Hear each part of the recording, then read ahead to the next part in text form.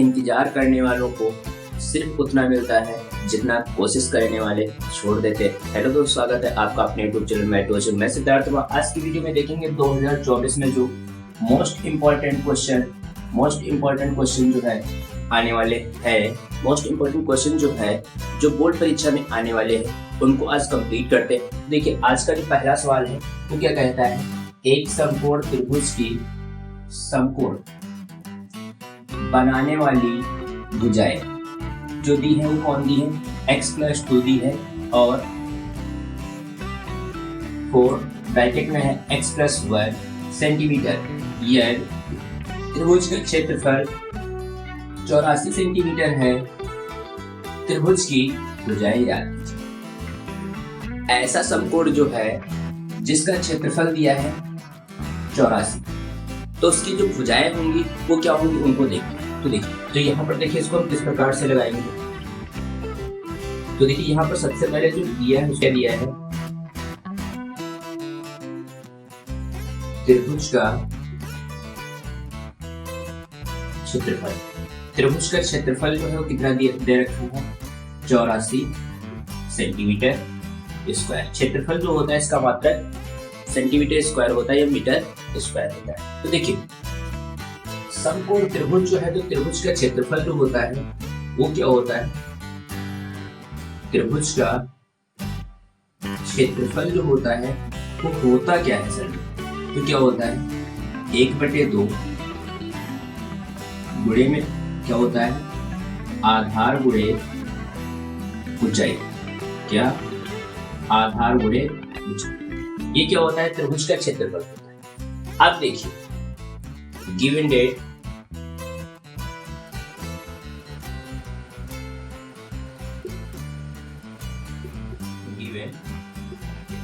हमको दिया जो है जो भुजाएं दी।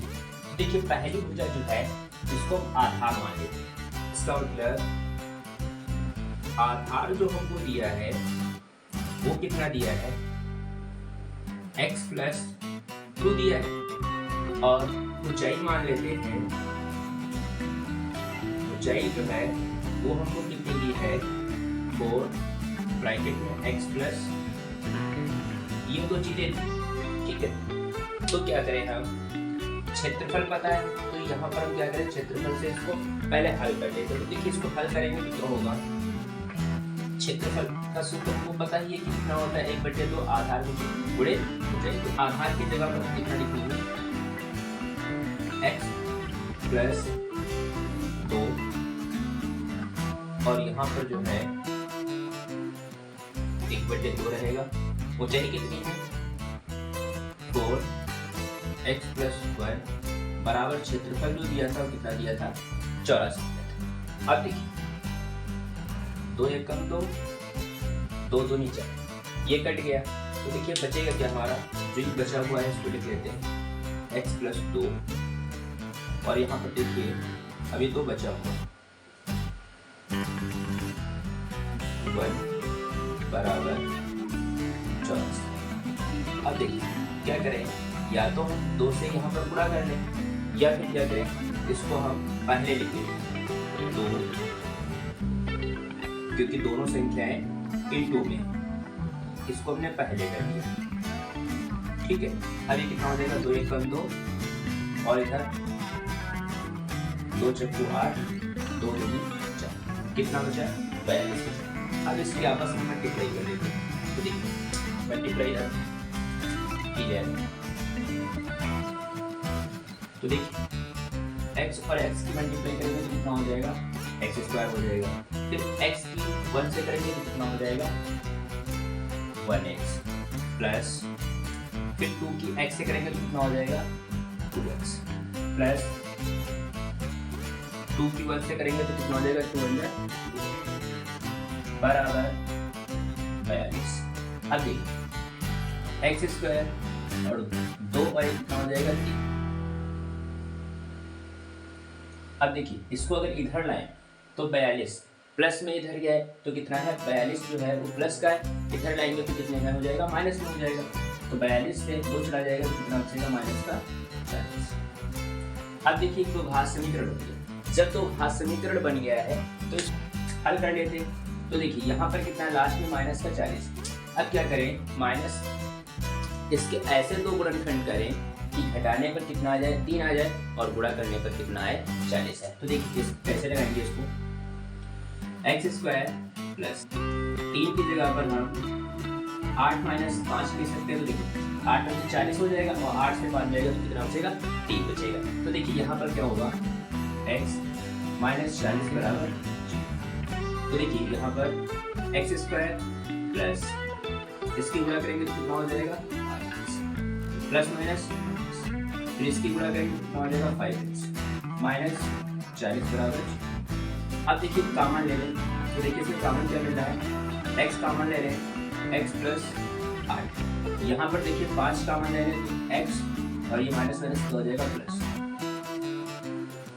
तो देखिए x प्लस 8, ये टर्म और ये टर्म क्या है, बराबर, तो इनको एक में कर लेते हैं। अब देखिए जो टर्म बाहर है उनको एक में कर लेते हैं, ठीक है। अब देखिए x प्लस 8 बराबर, इस ब्रैकेट के बराबर 0 रखिए, x का मान कितना आएगा, माइनस 8 आएगा। कितना आएगा, माइनस 8 आएगा। और अगर हम x माइनस 5 बराबर 0 रखें तो यहाँ पर x का मान जो आएगा वो कहना आएगा, प्लस में आएगा। तो देखिए इतनी बात आप लोगों को समझने में कोई भी दिक्कत नहीं होगी। अब देखिए यहाँ पर थोड़ा देखिए, अब x का मान जो होगा, कभी भी आधार, जब आधार जो है, देखिए आधार में भी x है और ऊंचाई में भी x है, तो आधार तो कभी 0 हो ही नहीं सकता है।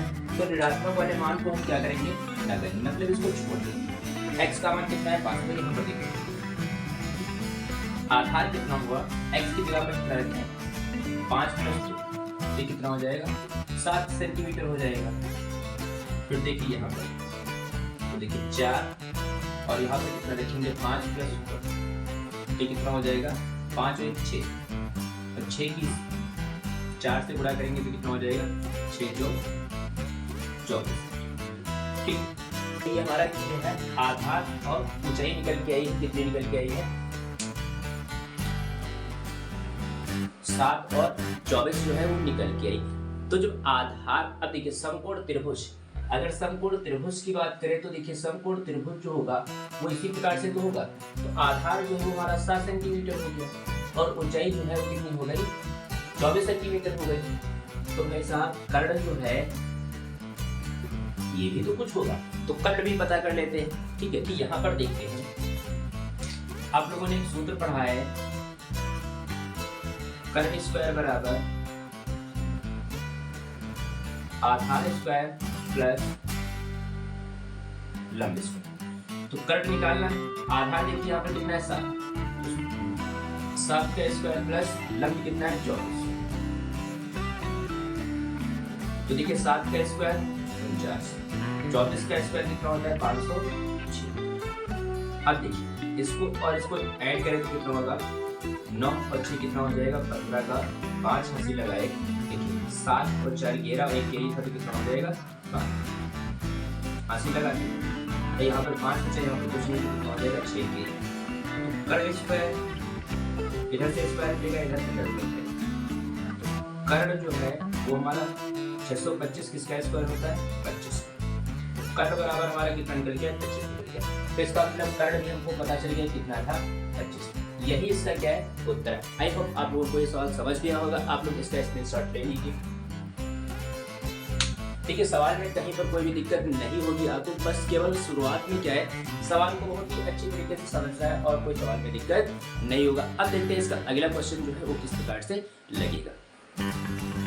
अब इसका क्वेश्चन नंबर 2 देखिए, वीडियो को बिना स्किप किए देखना है, बहुत ही बिंदास सवाल आज लेकर के वीडियो आ रहा है। देखिए इसका जो दूसरा क्वेश्चन है वो क्या कहता है, बहुत ही बिंदास तरीके से इसको भी समझेंगे। इसमें कहता है दो संख्याओं के वर्गों का अंतर जो है वो कितना है, 180।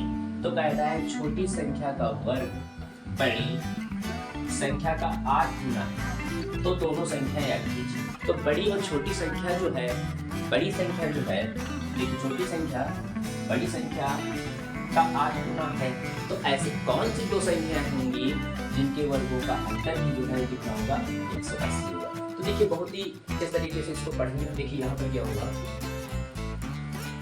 आंसर। तो देखिए दो संख्याएं हैं, तो सबसे पहले संख्या मान लेते हैं। तो यहाँ पर माना क्या पर लिखेंगे, माना बड़ी संख्या जो है, माना बड़ी संख्या को हमने x मान लिया और छोटी संख्या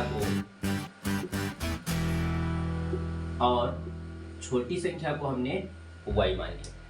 फिर क्या कहता है, दो संख्याओं के वर्गों का अंतर जो है वो कितना है, 180। तो यहां पर लिखेंगे दो संख्याओं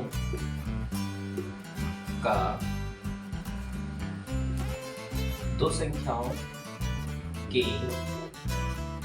वर्गों का अंतर क्या है, वर्गों का अंतर जो है, वर्गों का अंतर जो है वो कितना दिया है, 180 दिया है।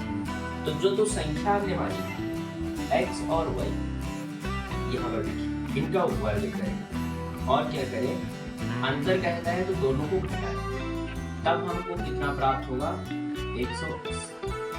इसको मान लेते हैं समीकरण नंबर, ठीक है। फिर देखिए क्वेश्चन क्या कहता है, छोटी संख्या का वर्ग बड़ी संख्या का 8।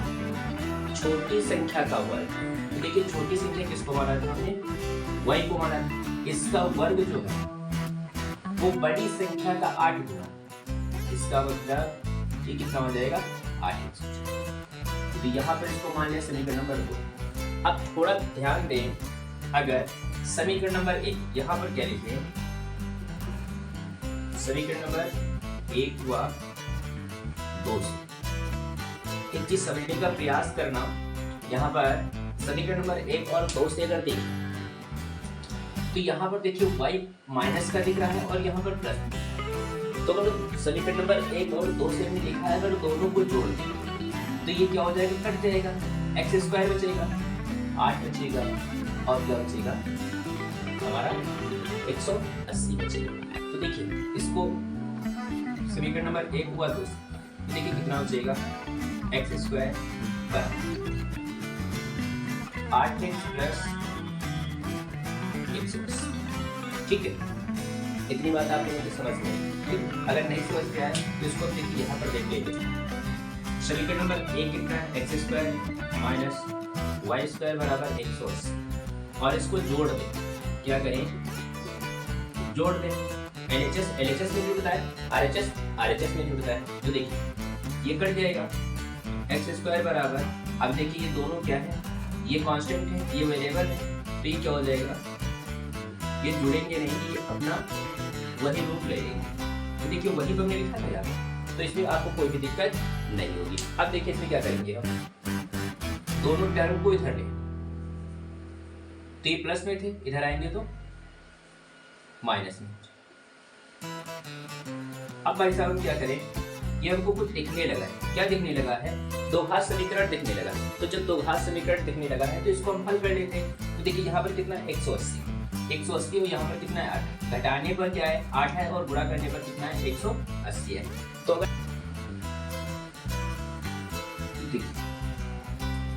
अगर आप यहाँ तो देखिए यहाँ पर घटाने पर हमको 8 लाना है, गुणा करने पर 180 लाना है। तो देखिए इसके टर्म जो होंगे वो क्या होंगे, एक्स स्क्वायर माइनस 8 की जगह पर हम क्या ले सकते हैं, 18 माइनस 10। 18 और 10 की गुणा करेंगे तो 180 हो जाएगा और 18 से 10 जाएगा तो कितना बचेगा 8 माइनस 180 बराबर 0। अब देखिए एक्स स्क्वायर, अब देखिए इस माइनस से 8 से गुणा करेंगे तो कितना हो जाएगा माइनस, फिर इसकी और इसकी गुणा करेंगे तो कितना हो जाएगा 8। इतनी बात आप लोगों को समझ में आई होगी। तो देखिए और ये माइनस माइनस क्या हो जाएगा प्लस, माइनस 180 बराबर 0। इतनी बात आप लोगों को समझने में कहीं पर कोई दिक्कत नहीं है। तो देखिए इसमें कॉमन केवल x मिला है, तो x ले लिया, एक x बचा और यहाँ पर x चला गया तो कितना बचा माइनस का 18। यहाँ पर प्लस का 10 ले लें, x माइनस 18। ठीक है, ये टर्म जो है वो क्या है, इक्वल है, मतलब बराबर है, तो इनको हम एक में कर ले, तो ये क्या हो जाएगा x माइनस 18 और एक में क्या हो जाएगा x प्लस 10, यही तो हो जाएगा। अब क्या करें हम, इस ब्रैकेट को 0 के बराबर रखें तो कितना हो जाएगा, x माइनस 18 बराबर 0, इसको अगर उधर ले जाए तो x का मान कितना आ जाएगा, प्लस का 18 आ जाएगा। अब देखिए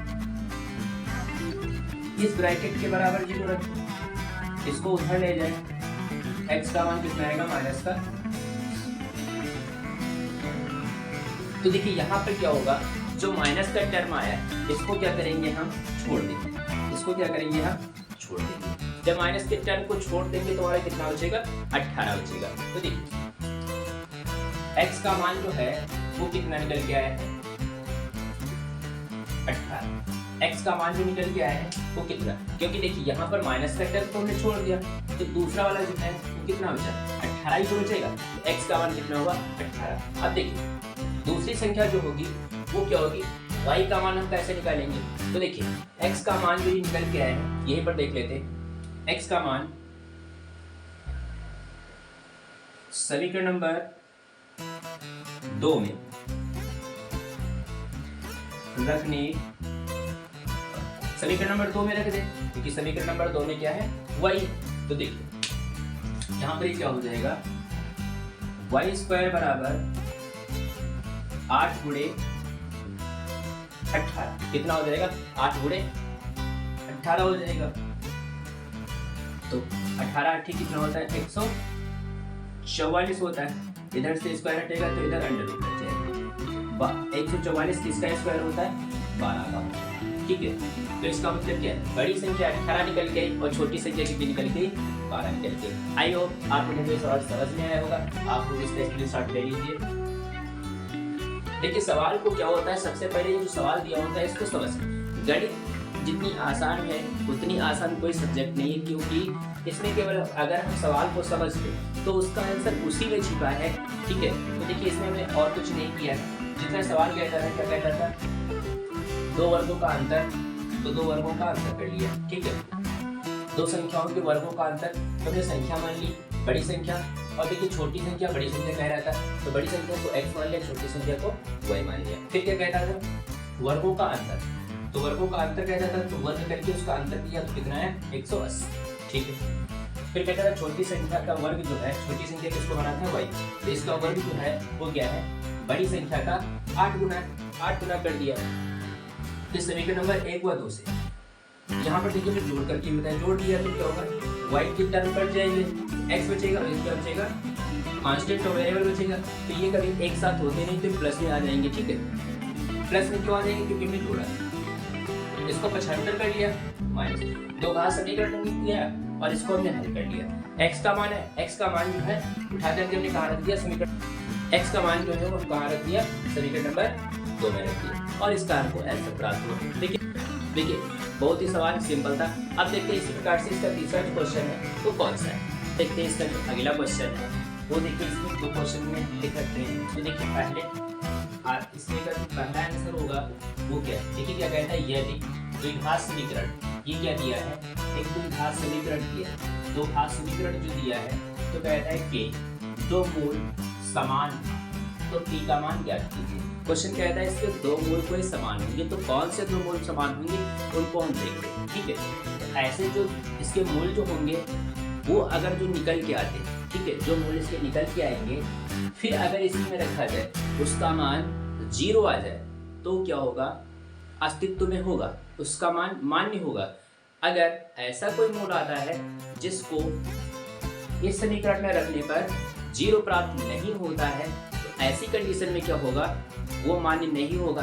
जिस पर 0 होगा वही क्या होगा, इसका मूल होगा। तो देखते हैं, चेक कर लेते हैं। दिया हुआ समीकरण जो है, दिया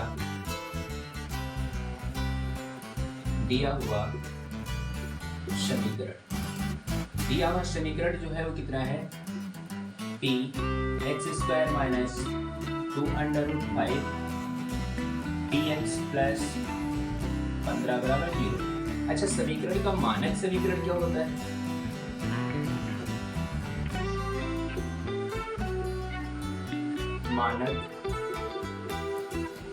मानक समीकरण जो होता है वो क्या होता है?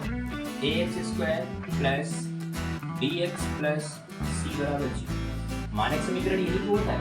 अब क्या करें, यहाँ पर इसको हम क्या करेंगे, विविध कर का जो सूत्र होता है, अगर मूल निकालने को कहा है, मूल की बात करें तो हम क्या करेंगे, विविध गण से लगाएंगे, जो हमारा क्या होता है b² माइनस d² बराबर b² माइनस 4ac। वहां से हम क्या करेंगे, इसको लगाएंगे, तो सूत्र को भी लिख लेते हैं। तो सूत्र हमारा है वो क्या है, d बराबर b² माइनस 4ac। ठीक है, देखिए सूत्र में a b c सब आ रहा है, तो भी क्या करें, मानक समीकरण से दिए हुए समीकरण की तुलना कर लें, तो इससे हम क्या होगा, यहाँ पर a b c है तो हमारे क्या होगी, मान पता चल जाएगी। तो देखिए यहाँ पर क्या होगा, इसकी और इसकी तुलना करेंगे तो ये क्या हो जाएगा, x² कट जाएगा।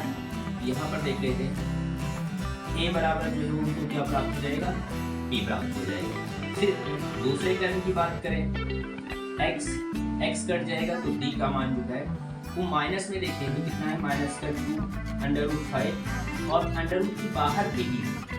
फिर इसकी तुलना करेंगे तो c का मान कितना होगा, 5। ये मान सारे हमको पता चले, इस सूत्र में रख लेते हैं, देखते हैं इसका आंसर क्या प्राप्त होता है। तो देखिए d जब मूल समान है d क्या होगा, 0 होगा। d का मान कितना रखेंगे, -2√5 t का स्क्वायर माइनस 4, a की जगह पर कितना रखेंगे, b, c की जगह पर कितना रखेंगे, 15। अब थोड़ा यहाँ पर समझने का प्रयास करना, 2 का स्क्वायर कितना होगा, 4, और ये माइनस तो हट ही जाएगा। अब देखते हैं, √5 का स्क्वायर कितना होगा, 5 होगा। t का स्क्वायर कितना होगा, t² माइनस 15 चक्कू 60। अब देखिए 4 पंचे 20, t² माइनस 60। अब देखिए इसमें कॉमन क्या मिल रहा है, हाँ भाई साहब कुछ इसमें कॉमन मिल रहा है। कॉमन देखें तो कितना मिल रहा है, 20p पूरा कॉमन मिल रहा है। तो 20p ले लेंगे तो यहाँ पर क्या बचेगा, p माइनस, और यहाँ पर 20 चला जाएगा तो 20 दिया 60 बराबर में क्या था। अब इसको इधर देखते हैं, तो जो कॉमन लेने पर हमको प्राप्त हुआ है वो 20p bracket p minus p बराबर 0। ठीक है, अब इस टर्म को अगर इधर हम भेजें और इस टर्म के बराबर 0, तो p माइनस 3 बराबर 0 रखें तो p का मान जो होगा वो क्या होगा, 3 हो जाएगा। और जब इस टर्म को इधर लाएंगे तो p का मान जो होगा वो क्या होगा, 0, क्योंकि कांस्टेंट इसके नीचे आएगा तो p का मान क्या होगा, 0। हाँ दोस्तों, इसके जो मूल निकल के आए, ठीक है, मूल जो निकल के आए वो 0 का मान। अब देखो यहाँ पर अगर पूरे समीकरण में p की जगह पर 0 रखें तो ये टर्म 0 हो जाएगा, ये टर्म 0 हो जाएगा, क्योंकि किसी भी संख्या के 0 से गुणा करें तो उसका मान क्या होता है, हमेशा 0 होता है। तो ये टर्म 0 हो जाएगा, ये टर्म 0 हो जाएगा। लेकिन 15 बच गया भाई साहब, तो 15 जब बच गया तो इस कंडीशन में क्या होगा, 0 को हम छोड़ देंगे। ठीक है, तो हम यहाँ पे लिखेंगे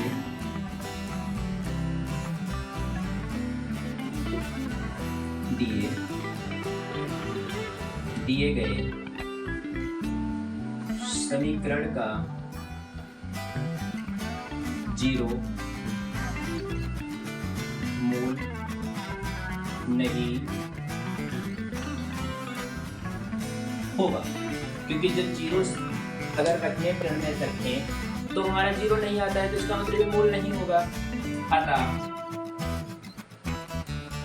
अतः अभीष्ट मूल जो है वो हमारा कितना होगा, अभीष्ट मूल जो होगा हमारा क्या होगा, 3 होगा। यही इसका आंसर है। तो देखिए बहुत ही बिंदास तरीके से, बहुत ही छोटा सवाल था। देखिए इसमें आप लोग इसका स्क्रीनशॉट ले लीजिए, इसमें आप लोगों को कोई भी दिक्कत नहीं होगा। इसी अंदाज में देखते हैं इसका जो अगला क्वेश्चन दिया है उसको भी देखते हैं किस प्रकार से लगेगा।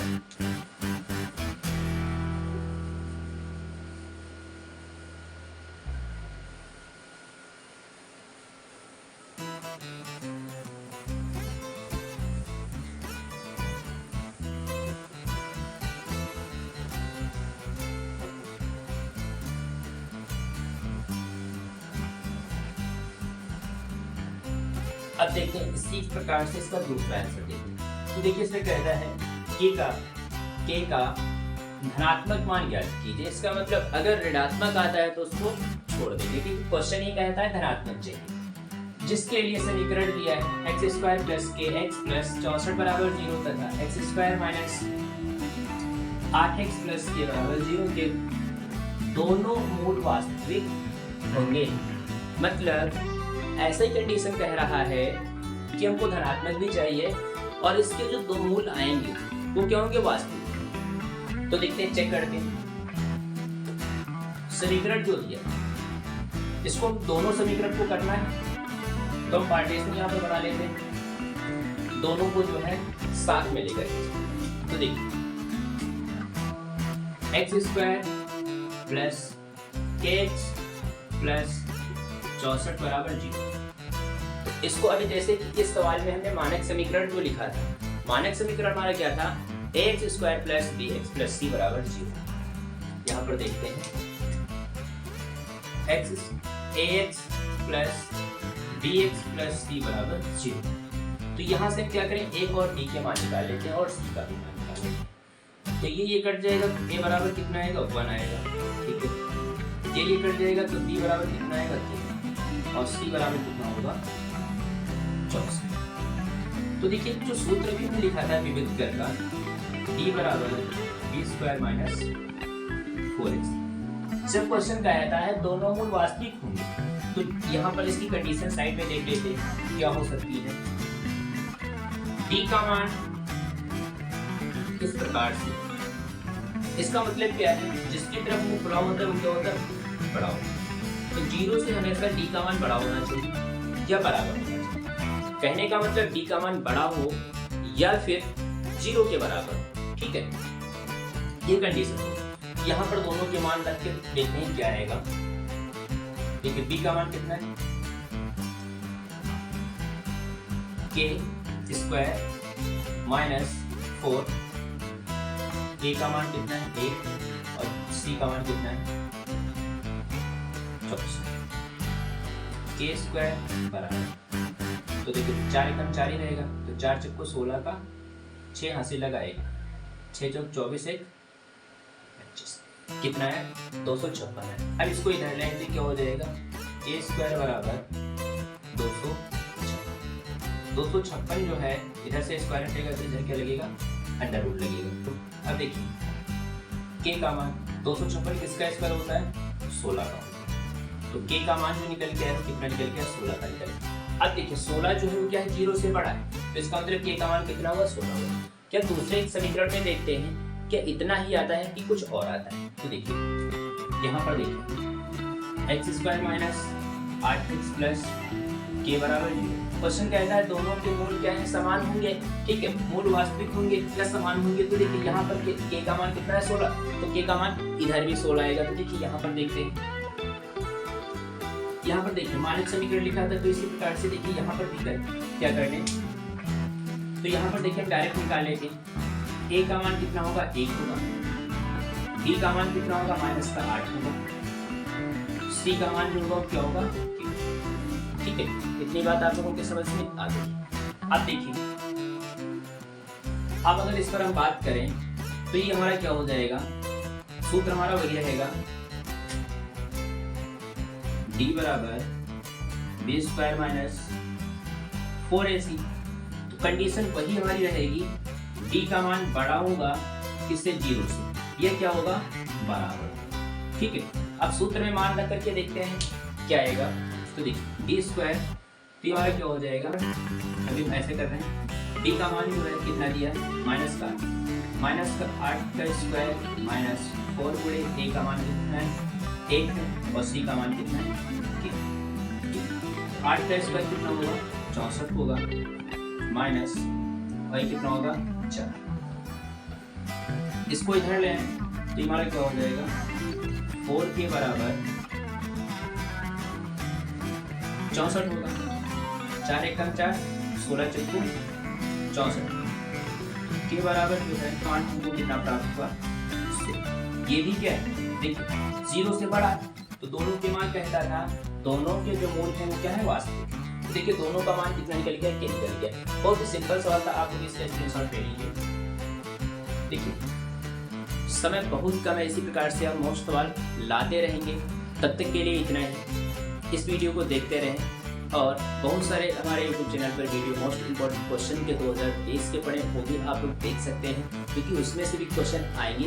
इसी प्रकार से मोस्ट इंपॉर्टेंट सवाल हम लाते रहेंगे। तब तक के लिए इतना ही, फिर मिलते हैं।